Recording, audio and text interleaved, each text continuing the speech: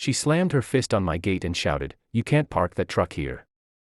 This is HOA property." Her voice carried across the quiet street like a siren, dragging neighbors out of their windows. I didn't answer.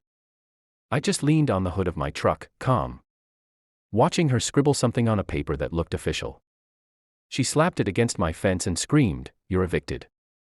Within minutes, flashing lights appeared. Karen had actually called the cops. She pointed at me like she was leading a raid. "Arrest him. He's trespassing," she barked, her eyes burning with false authority. The officers walked toward me, their hands resting on their belts, waiting to hear my side. I didn't move, didn't panic.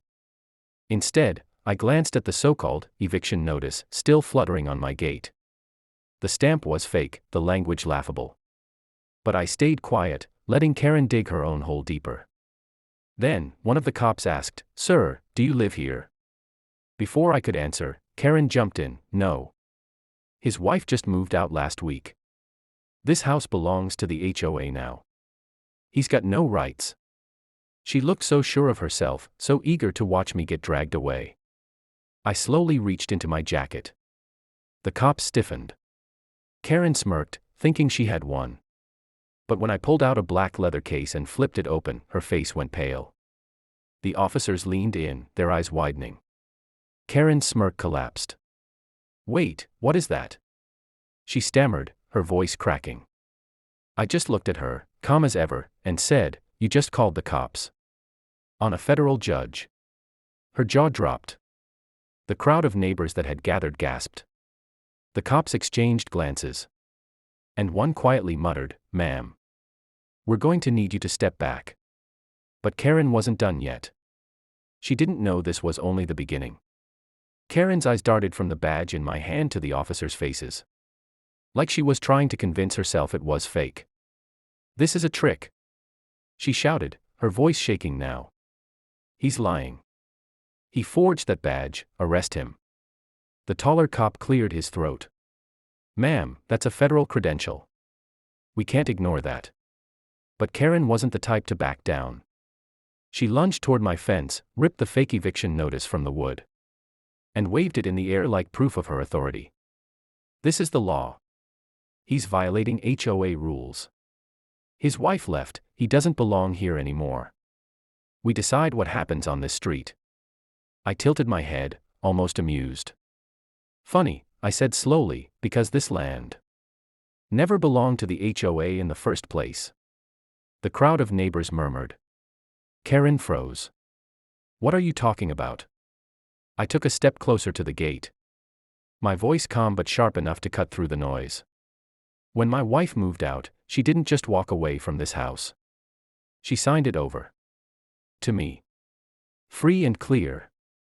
And unlike your fake paperwork, I have the deed." Karen's face turned crimson. "Lies. That's impossible, this property is under HOA control." One of the officers frowned, taking the paper from her hand. He turned it over, then glanced at me. "Sir, do you have proof?" I didn't answer right away. Instead, I slipped my phone from my pocket and tapped the screen. The gate camera footage appeared, clear as day, showing Karen earlier that morning slipping her fake notice into a cheap folder. The timestamp blinked in the corner. The crowd gasped louder this time. A neighbor muttered, "She set him up." Karen's mouth opened, but no sound came out. She tried to grab the phone from my hand, but the shorter cop blocked her path. "Ma'am, step back. Now." Still, she hissed under her breath, "You don't belong here. I'll find a way to get you out. You'll regret this." I looked her dead in the eye and said, "Karen, you just made a federal case out of your little HOA war." And for the first time, she didn't have a comeback. The street had gone dead silent. Even the kids who'd been riding bikes a few houses down had stopped. Their handlebars tilted as they stared at Karen shaking with rage. The officers stepped aside, unsure if this was just a neighbor feud or something about to explode. Karen's hands balled into fists. "This is harassment," she screeched. "He's manipulating you. He's dangerous, he threatened me before." That last line made the crowd shift. A few neighbors whispered, some raising their eyebrows at me like they weren't sure what to believe. Karen knew exactly what she was doing, painting me as the villain before anyone could think twice. I didn't even flinch. You're sure about that, Karen? You're really going to double down in front of all these witnesses? She sneered, sensing the doubt around us. Absolutely. He yelled at me. He blocked my driveway. He even tried to push me off my own porch once. The shorter officer turned to me. Sir, do you want to respond to that? I smiled for the first time. Not because it was funny, but because Karen had just stepped straight into my trap. I'd love to, I said, pulling my phone back up. See, I've got cameras everywhere. I swiped again. The screen filled with video after video, Karen storming onto my lawn at midnight, tearing down my wife's flower pots, slipping warning letters under my door, even dragging her trash bins across my driveway to block me in. Each clip had dates, timestamps, and audio, her own voice cursing me out. The crowd gasped louder with each video. A neighbor covered her mouth. One man shook his head and muttered, she's been terrorizing him. Karen lunged forward, screeching, that's illegal. He can't film me without permission. That's when I dropped the next twist, letting my words sink in like a blade. Oh, I can. Because you weren't trespassing on HOA property, Karen. I paused, locking eyes with her. You were trespassing on federal property. The taller officer straightened, his expression tightening. He knew what that meant. Karen blinked fast, her mouth opening and closing, but no words came out. For once, the queen of the HOA had nothing to say. And just when she tried to stumble backward, hoping to slip out of the mess she created, a black SUV turned the corner, tinted windows rolling down. The crowd hushed again. Because this wasn't just the local cops anymore. The SUV rolled to a slow stop in front of my driveway. The kind of stop that made everyone freeze. The engine cut. And for a second all you could hear was the soft tick of cooling metal. Then the back door opened. A tall man in a dark suit stepped out, his sunglasses catching the afternoon sun. He didn't look at Karen, didn't look at the crowd. His eyes locked straight on me. Karen puffed up her chest, thinking he was her backup. Finally. She cried, pointing at me like she'd just summoned the cavalry. That's him. That's the criminal squatter I told you about. Arrest him. The man lifted one hand. Karen's words choked off in her throat. He turned his head, slowly, toward her. His voice was calm but carried an edge that cut the air like glass.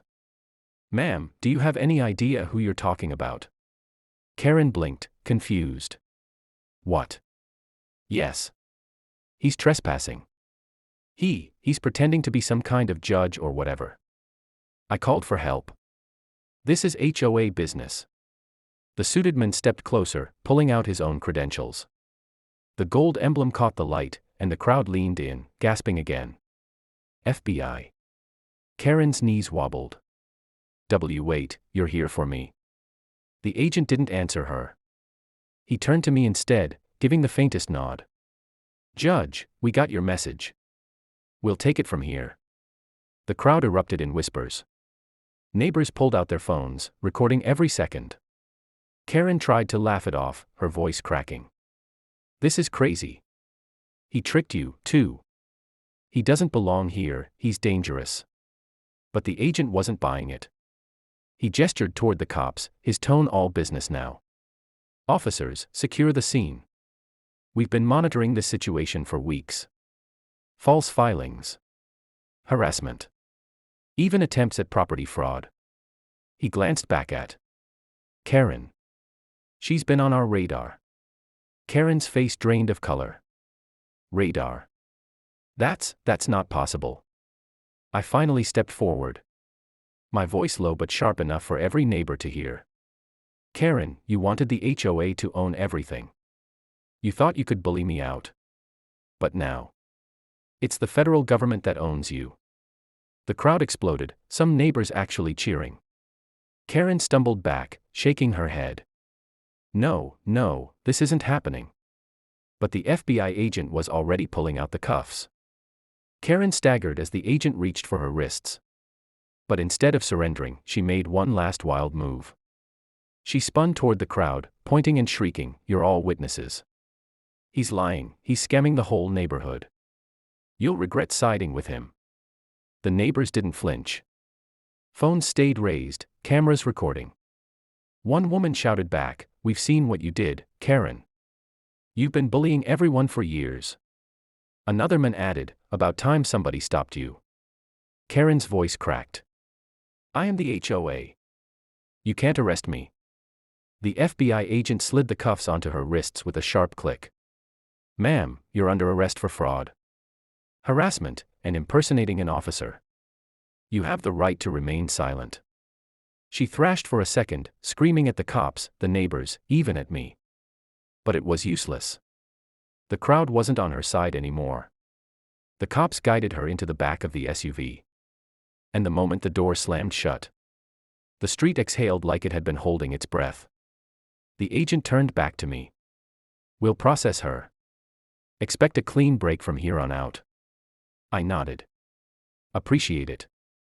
As the SUV pulled away, Karen's muffled voice still echoed.